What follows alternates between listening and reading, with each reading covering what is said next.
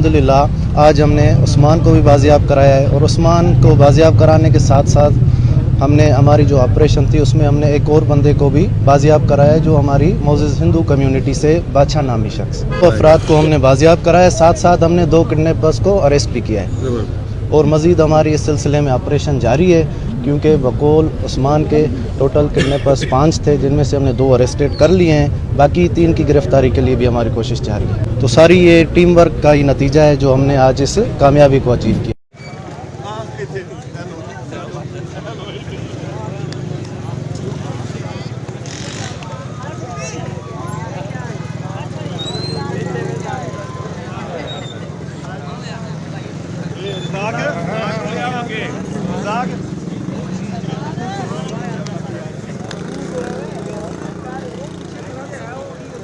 ये प्या ये दूसरा बंदा उस्मान हो तो उधर खड़ा हो ओए उस्मान ये दूसरा बंदा ये अभी हां क्या भी है खाला का